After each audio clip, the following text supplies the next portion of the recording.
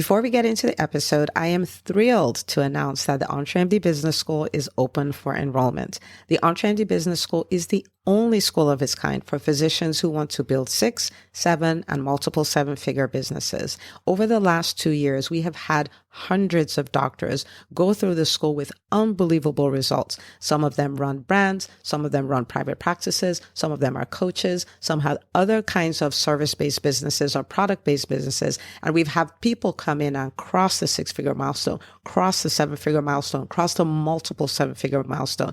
You will be in a place where you'll get the coaching, the community, the accountability that you need to thrive as an entrepreneur, especially in the times that we're in.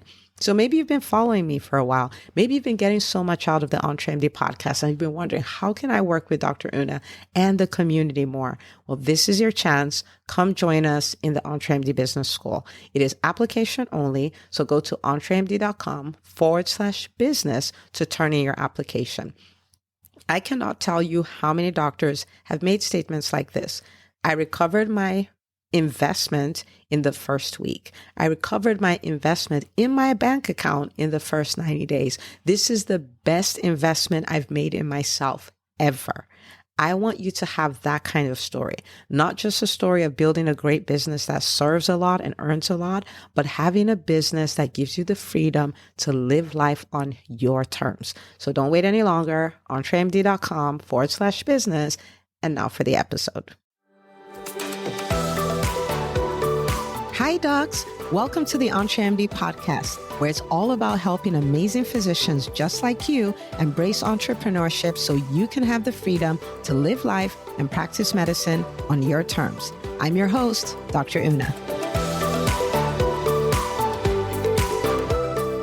Well, hello, my friend. Welcome back to another episode of the EntreMD podcast. And you are about to be blown away because I have Dr. Rebecca Berens. She's been on the podcast before, so she's coming back.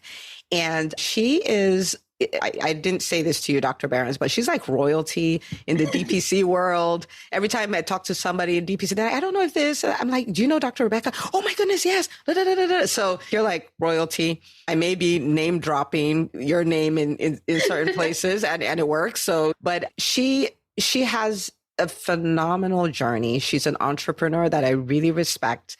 And we are going to talk about things, whether you have a direct primary care practice or not. You could be a coach, you can be whatever, but there's so much to be learned from this because these are universal business principles we're going to be talking about.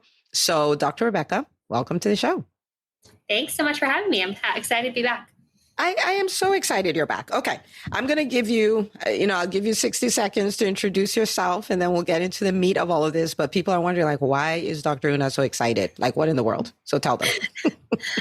So I'm a family physician and I own a DPC practice in Houston, near the Heights area, called Vita Family Medicine. I've been almost 4 years that I've been open now. I opened in January of 2020 and now we're in November of 2023. So I'm close to 4 years now.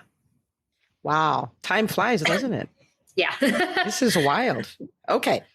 So now we're going to start like your journey. We can't capture all of it in a 30-minute episode, right? So I picked out some of the parts that I'm like, people need to know about this, right? So once upon a time, we had a challenge in the EntreMD Business School, and you decided that you were going to start posting videos on TikTok, okay? And you did that and it just took off. So somebody listening to this either doesn't show up on social media at all and they're like, I'm private practice, it doesn't matter, or I'm a physician, I don't do stuff like that. Or they're showing up, but not really taking up space, right? But you've done this. I want you to talk about the impact that it's had on your practice. And I want you to talk to that person who's scared of embracing it, especially video. Yeah. So I was that person. I was like very adamantly against putting my face on social media before I started my practice. And then once I started my practice, I recognized that I did have to do it. But I was like, well, I'll put a picture or I'll make a little graphic in Canva or something like that. But I'm not going to be on video because so many just cringing feelings that I could feel just thinking about being on video. So it really wasn't until you had a challenge for us. I think it was in May of 2022, I want to say, that you had this challenge for us to post a 1-minute video every day, that I decided to just get over it and do it. I had tried it a couple of times before that with various people helping me, and it just never, they said they would edit it. They said they would do things to help me with it. And I would just clam up. I couldn't get it done. So when we had that challenge, I decided I would try it on TikTok because I didn't have any followers on TikTok. Oh, is that the reason why? Partially, yes. I was like, well, if it totally bombs, like no one will see it, so it's no big deal. And also, it was a lot easier for me to do on TikTok. Just like the interface of using the video was easier, and I really struggled with Instagram Reels at that time. I was just like, how do I even record? I literally paid someone to sit down with me for an hour and teach me how to do it, and I still couldn't figure it out. So TikTok was a little bit more straightforward. So I just decided I would try it. And the more that I did it, the easier it got, because I started to feel more like how you always say that you're just talking to a person. Imagine you're talking to a patient or talking to a colleague or talking to someone that you've met, rather than I am recording myself to show to thousands of people on the internet, which is obviously scary. So that it got easier with time. And my first few were very rigid and cringy and awful. And I hope I never watch them again.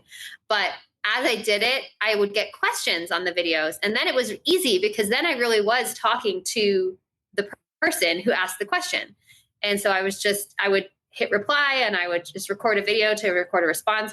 And then it just kind of snowballed from there, because I would get questions on the question videos and I didn't even have to come up with ideas anymore, because I would just answer questions. So by close to the end of the month, I was doing it very consistently just because it had become not a big deal. And there was one day I was actually about to go on vacation. I was on the plane. And when I got off the plane and turned my phone back off airplane mode again, I saw I had thousands of views on TikTok of this video that I had posted the day before.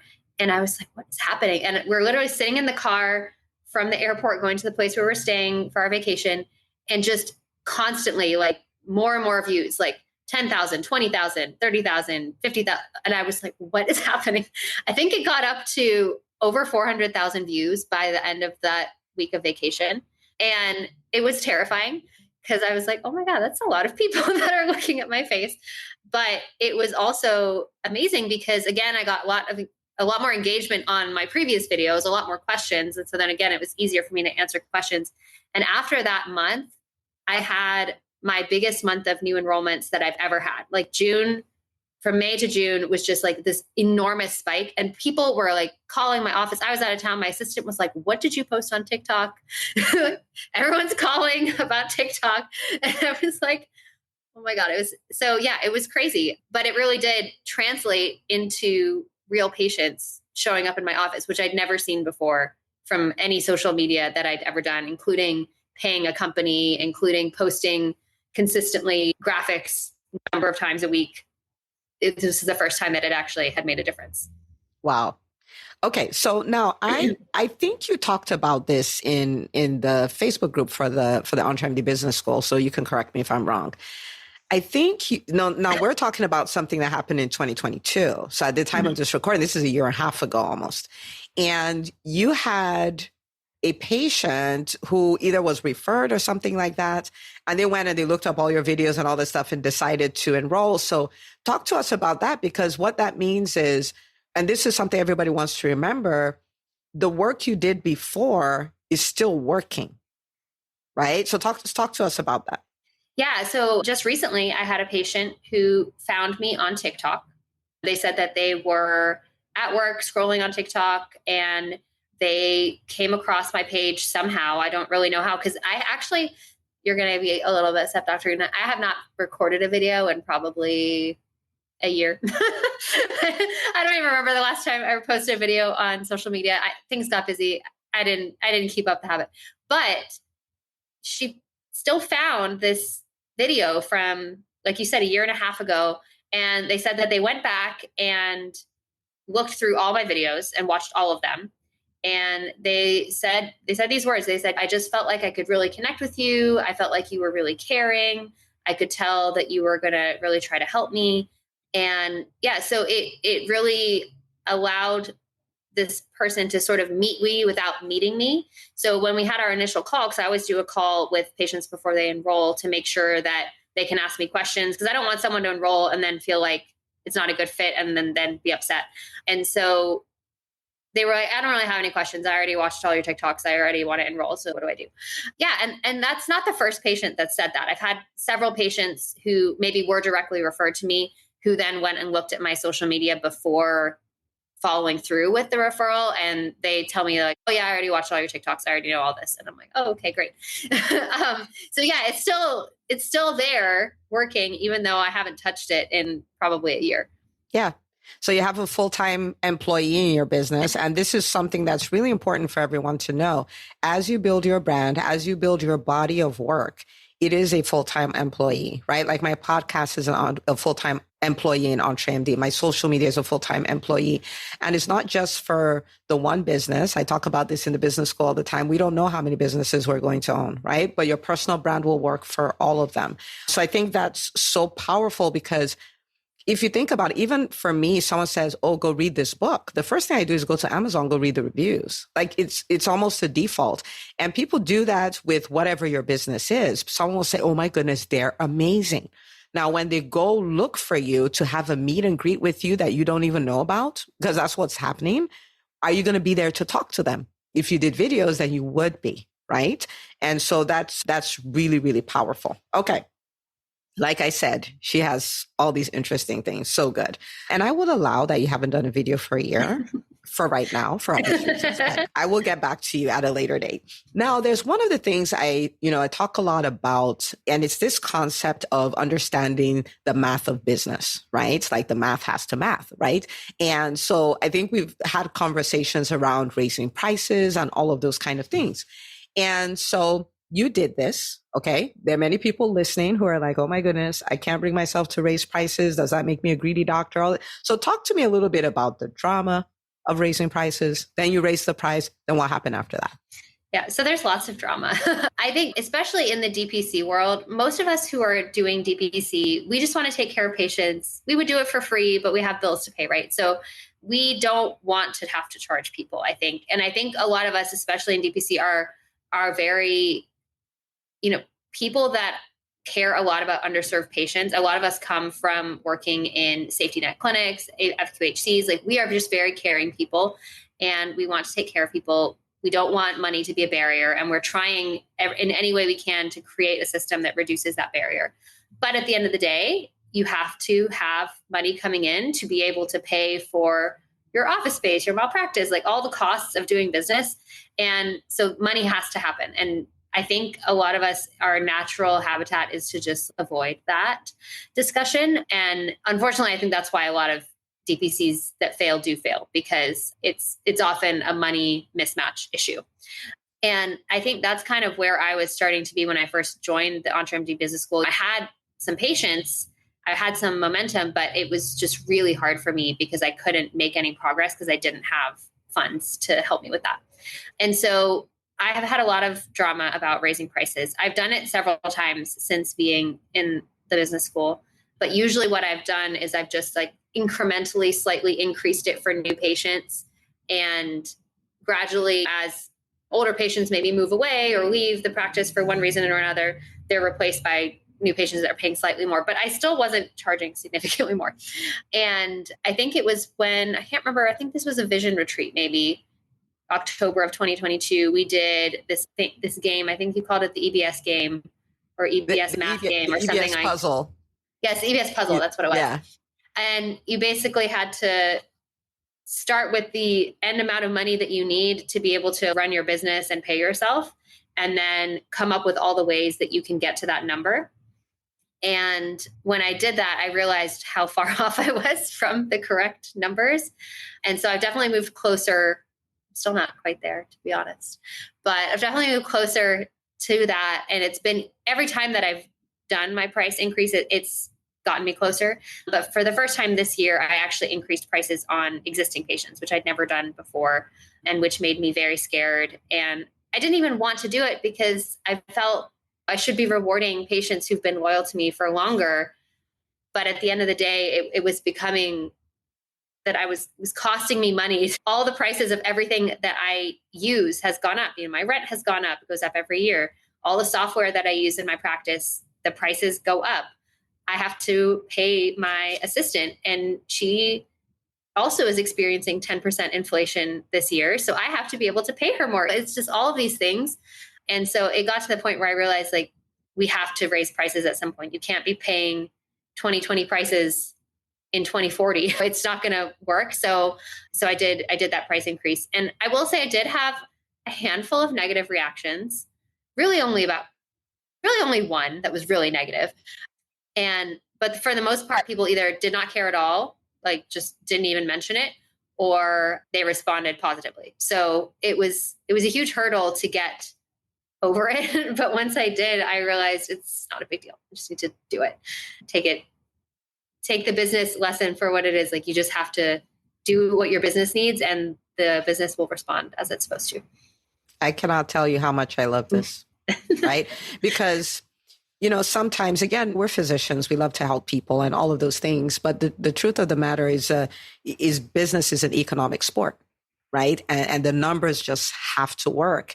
And sometimes people say, well, this is what I want to charge. I'm like, okay, but what do you want to earn? And they say what they want to earn. And I'm like, but the math is not mathing. You know what I mean?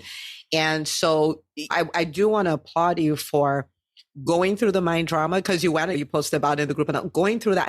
And people go through that. Almost everybody goes through that, right?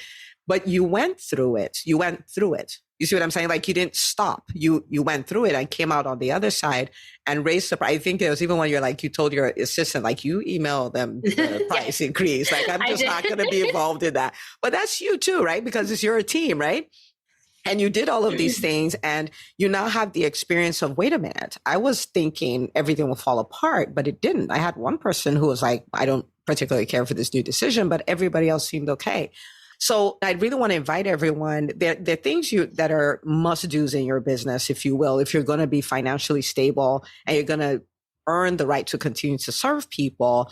It might be very uncomfortable. There may be drama around it, and all of those. You may feel like I just want to close my eyes and hit send and all of those kind of things. But I want to invite you to embrace it, right? Because so tell me now, how do you feel about the financial stability of your practice, right? Because no matter how we can practice the best kind of medicine, the money doesn't work. We have to shut our doors, right? But how does that feel now? Yeah, I mean, it's significantly more stable. So I actually haven't grown in patient numbers much in the last year. I'm actually about the same in the last year in terms of patient numbers. And there's a lot of reasons for that, most of them intentional. But I've kind of been shifting the focus of my practice. I've been working with a sort of a more niche patient population. And so by necessity, that has sort of shrunk the number of people that I can serve compared to what I initially projected when I opened the practice. And I didn't really have that sort of niche focus. And so it's sort of intentionally been staying a stable number of people, but just the type of patients that I'm seeing are changing gradually. And so my revenue is significantly higher despite patient numbers being the same. So I'm going to stop you right there, because I need everyone to hear this. All right. So we're talking about the same number of patients. Revenue is significantly higher, right? Now, and we're not talking about in a way where nobody can afford what you do, like one person complained, right? And so this is a true win-win, right? We don't want to build businesses that are only a win for our clients and our patients, but not a win for us, right? Because in the animal kingdom, if that happens, we call it a parasitic relationship, right? We want to create a win-win, which means your patients are winning. They're getting the care they deserve. They're getting the attention they need from a doctor. They're getting all of those things. But you're winning because you can practice medicine on your terms, and you can live life. You can pay your bills. You can have some left over, and like all of those things. So that means we didn't have to start working a whole lot harder to have this significant bump. We're talking about the same number of patients. So I'm sorry I interrupted you, but I just want to make sure nobody missed that. That was so good. Yeah. And really, a year ago, I was still working part-time for a telemedicine company because I had to be able to afford the practice and paying my assistant, and then also paying for childcare and all the stuff that I have going on at home to allow me to show up at work. And so even I've been able to more than replace that income. And so that allows me then to focus more of my time on my patients. And again, because of the niche of patients that I have, I'm spending considerably more time with my patients than I was before. And the patients need that. And I enjoy it. And like you said, it's a win-win because now I don't have to split my time and be distracted with this other part-time job that I couldn't, the time was not there. There's not infinite hours in the day. So if you are having to spend time working a job to pay bills, that decreases the amount of availability you have for your patients. So now I'm more available, I'm providing better care, and the finances actually work for me to be able to continue to do that. Man, I love this. I love it. Dr. Berens, I can talk to you. I still have questions, right? But I'm noticing we might need to do another episode, but I'm going to squeeze this one in. Okay. What has been the impact of growing as an entrepreneur, building this practice, building it to work for you, right? Because you worked the marketing part. You worked the team, right? Because we've talked a lot about what you're doing with your team. Talked about raising the prices. I mean, you've done a lot of things. You're even really one of those who's really good at, and I'm going to go into my finances. I'm going to know what's going on with my profit and loss. Like you're an inspiring entrepreneur. Okay. Now, what all of this requires doing uncomfortable things, working through mind drama, doing things you don't want to do, being afraid to do things and giving it to your sister like you do it, like all of those kind of things. This is a normal journey of somebody who is moving forward, right? What impact has it had on your personal life? Oh, yeah. I mean, I think I've said this before. I don't know if I said it on the podcast or somewhere else, but it's EBS has been more beneficial to me overall than therapy. I've been in therapy for a long time, but there is a lot of things that you can work through in therapy that I don't think you can really get until you do something like this. Like, I think just the self-efficacy that it forces you to build and the confidence it requires you to acquire because I mean, you're not confident to start with, but you just have to do it because who else is going to do it? And you have to learn these things. And it's been massively helpful for me in my personal life to be able to feel the ability to overcome some of these things that before I would never have imagined myself even attempting. And it really trickles down into also the way that I think about the way my kids are going to grow up and how I'm going to try to instill these things in them, because I don't want them to be in their 30s and just starting to figure this stuff out. I would rather them learn this from childhood and come out of high school or college or whatever it is that they decide for future education, that they have the feeling of confidence and self-efficacy that I have now that I did not have all the way into my 30s. So yeah, it's been huge for that. Oh man. Okay. You made me all kinds of happy because once you start touching parenting, I know you've heard me talk about this a lot. Parenting, I think, is a place where I struggled the most. I was the most embarrassed. I thought I had the most, if you will, imposter syndrome. I thought God made a mistake sending kids to me because clearly I can't do a good job of this and I don't fit. I think this is important because of a lot of those who do this, we don't fit the traditional picture of a mom, right? In a way.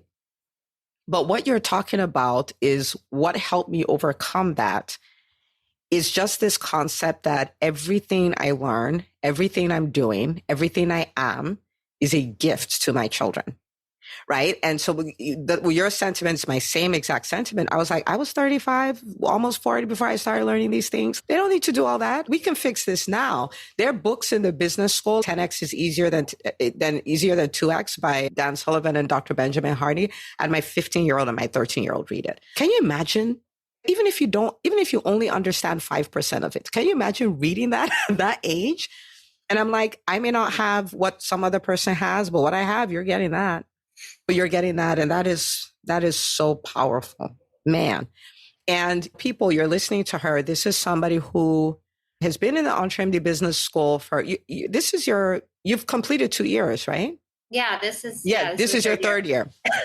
For third year, I don't have any recollection of ever seeing you on a live call, right? Because you're like, this is my time for my kids, this is what I'm putting to bed and all of that. And I respect you for always prioritizing your family, but you also prioritize your business because you said that I'm not going to be there live. But when we're uploading the replay, we know if you don't upload this, Dr. Rebecca Berens is going to be saying, where's my replay? Because you decided this happens live Wednesday, 7 p.m. On Thursdays, I'm going to catch it. And you've done that for years. And you're making all of this work, even though you have little children, even though there's 1,000 reasons why it wouldn't work, but you're pulling it off. So I just want to give you a big shout out because this is the true spirit of an entrepreneur. And this is only going to keep getting better and better because you've never stopped. You've never settled. You've never said, whew, I'm here now, whatever. Because some people tell me that, oh, I got everything. I'm done. And I'm like, we just started. No, this does not really have an end. You know what I'm saying? There is no end. We just become more and more of who we can be, right? So I wanted to make sure I acknowledge that. I would like for people to support you. You came on here and you shared all the stories and you told us all the things, the highs, the lows, the mind drama, everything. Where can people find you? What would be a good referral for you? Let us know so that based on where we are, we can support you. Yeah, so I'm on Instagram and TikTok at Rebecca Berens MD. That's my handle. Like I said, I haven't posted on either of them in a while. We'll go watch the old videos. They still work. You can watch the old videos. And don't tell me how awkward I look in them. And then I have my practice is Vita Family Medicine in Houston, and the website is vitafamilydpc.com. I also have a personal website, RebeccaBerensMD.com, where I share some information about like DPC resources that I've used that helped me get here. And the patients that I'm seeing now primarily in my DPC tend to be patients who have struggled with disordered eating in some way. So maybe they had a full-blown eating disorder, or maybe they just struggled with their relationship with food. And so I practice from a health at every size approach, and I really love working with those patients.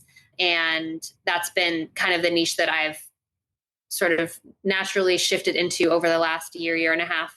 So patients that are struggling with weight stigma at the doctor's office or avoiding care because they're worried about it or have struggled with their relationship with food, I love to see them and help them get healthier without focusing on diet culture.